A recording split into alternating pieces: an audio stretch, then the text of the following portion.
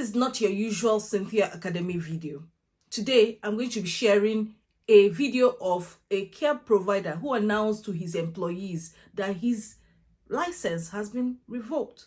And this is really, really sad. Watch this. We are going to hold this one. We hold another one on Tuesday. Is it that today only is too late? No, go ahead, sir. Yeah, Go ahead, we are ready, sir. Our license has been removed. So I want all of you to know that we don't have license to sponsor people anymore. And it's going to affect your status as well. You need to hear from me. I didn't want to send you a letter. But you need to hear from me directly. That there is a way out. I have taken them to court to challenge the. Big go and call your daddy. The revocation. So the case is going to go to court. But before then, you just carry on doing what you are doing until we are able to resolve it. So that is where we are at the moment. So I want you to go and digest it. By Tuesday, we convene again. And basically, there are options. Everybody must also, the fact that I'm in court does not mean that you shouldn't begin to look at options. First, you have to stay working. Very important, because you need money to pay your bills. I hope you guys are hearing me. Yes. Yes, we can hear you. Yes, we can hear you. Okay. There are options. You have to begin to look at individual circumstances. People's circumstances are different. So you have to look at options for yourself, because you need to continue to work to be able to do what you are doing. I don't know. I cannot tell when Home Office will send you letters. So I don't know that one. So, but certainly you should expect letters from Home Office anytime. But I don't really know when they will send you letters. Whether it's now, whether it's 8 months time. Some companies, it takes 8 months. Sometimes it takes 6 months. So you continue to do what you are doing, depending when you get your letters. Then when you get your letters, my advice would be, before you get your letters, start thinking of how to continue with your pay. I was advising people that you must have an application with Home Office, whichever application you must have, so that you don't allow the one that you have expires. So that is very important, that you keep your visa going. Don't allow your visa to expire. Your visa is still valid. They've not cancelled your visa. The visa is still valid, and it will continue to be valid until you hear from them. You want to travel? If you want to travel to Nigeria, whatever you are traveling to, you can. But if you are caught in between, you're on your own. Hey! So that is where we are at the moment. Okay, so by Tuesday we meet again to digest, to ask questions. Today, I want to go and sleep. So I don't go and sleep yet. You tell us what to go and sleep. It's not possible for you to sleep. You should answer. We came here since 4 months, 5 months ago. We've not even done 1 hour.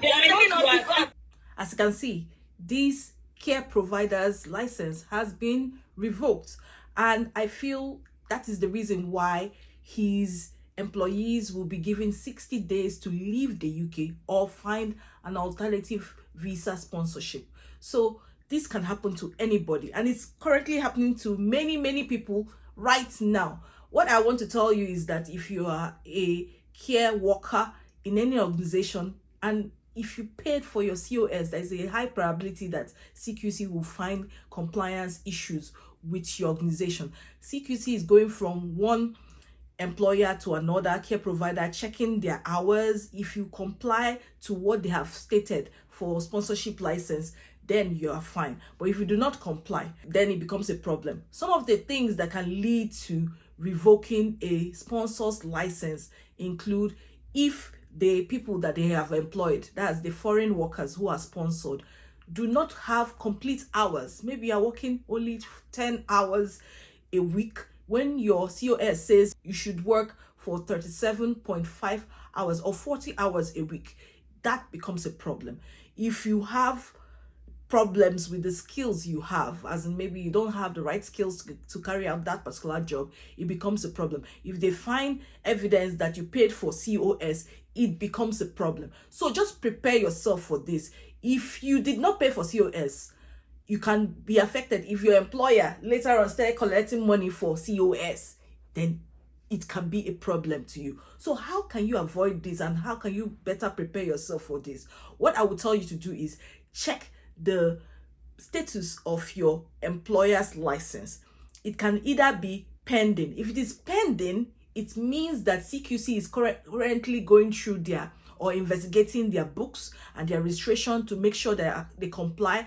And after they are done with that, they will release a report to either reinstate the license or revoke the license. Now, there are two things. And even with this, there are different things that can happen.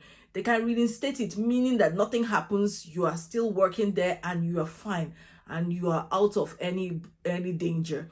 But they can also decide to suspend it for a few days or whatever, or they can also decide to revoke it entirely or remove it or withdraw it. And by doing this, it means that they don't have the license to sponsor new foreign workers into the UK, or maybe foreign workers that are already in the UK that just want to switch to a skilled worker visa or health and care visa. They cannot sponsor such a person. And it also means that existing people who are sponsored by the organization will lose their jobs. Most people are given 60 days to leave the UK or find alternative employment or visa sponsorship. So I always tell people, see, what you have to do is be on your foot. Do not take yourself off the job market. The other reason why I say you should not take yourself off the job market is because there has been a lot of reports now. I've discussed with a lot of people and they're telling me this thing is actually happening. Many students work for a particular employer and the employer promises them COS verbally. There is no written, documentation to say, oh, I promised I was going to give you COS. So these people work so hard. They work so hard for 6 months, 7 months. And when it's just a month to the end of their student visa, that's when their student visa is going to expire, that is when the employer tells them that, I'm sorry, I don't think I can do it. And this is business, this is business. In the UK, anything that is not written did not happen. Please, if someone promises you that they're going to give you COS, please try your best to write it down. Send an email, follow-up email. Oh, thank you so much for promising me to give me a certificate of sponsorship towards the end of my studies. This is the date that the end of my studies is. That this is when I hope to apply. I hope that, just communicate. Don't leave it dry. Don't leave it to chance. Oh, she's... And you keep working so hard, not knowing that they will backstab you. That's evil, So prepare yourself. This is happening so often than you think. An existing employer is likely to recruit a new employee than promote the one they have or spend some money trying to help the person with visa sponsorship and meet the things that are required to sponsor that employee. They are likely to just employ somebody because many people are looking for jobs. So prepare yourself for this. Another problem is that I wanted to discuss the fact that you shouldn't pay for COS. Many people in the UK are suffering right now. Those people that spend $10,000 or pounds, £12,000, a lot of money to come into the UK, they are suffering because they bought the COS. Do not do it. If you do it, you come in here, you will suffer because that employer does not have enough clients. and so you will not get enough jobs, and such a thing will happen to you. Another problem with buying COS is that you might not even be able to come into the UK. Why? Because your unique reference number might be correct, but it was not assigned to you. So some people get one correct COS and sell it to more than 20 people to make money, and then they disappear. It means that when you apply for your visa, it will go through. It will go through the system. There's a place where you have to insert your unique reference number, and when you put it in, it will go through. And then they will give you 10 years ban. A 10-year ban is not funny. It is painful. It means that you cannot go to 5 countries. That's Australia, New Zealand, US, Canada, and the UK for 10 years because they share immigration information. Please go and read about it, the 5 eyes.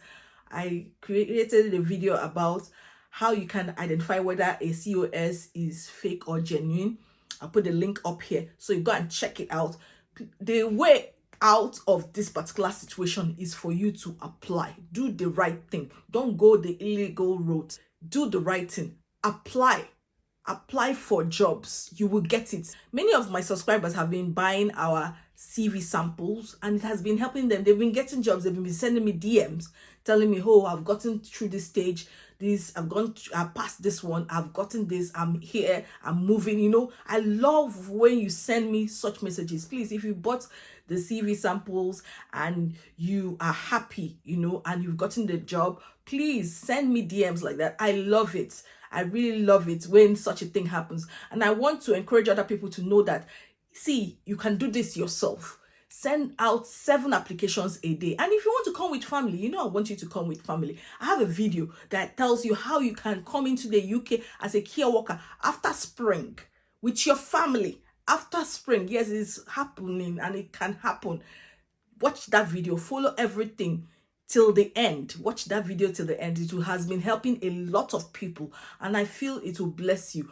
Please do not pay for COS. There's a reason why I shared this video. It's quite unusual. I don't do things like this, but I felt that it's going to save somebody out there because many people are here and they're suffering.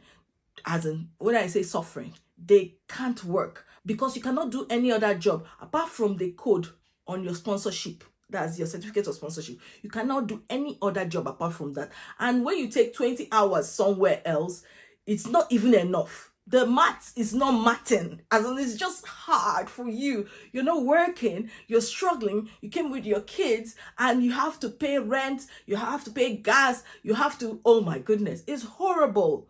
You need stability. You don't need to rush in and come in and suffer. Do the right thing. NHS jobs are very feasible to get.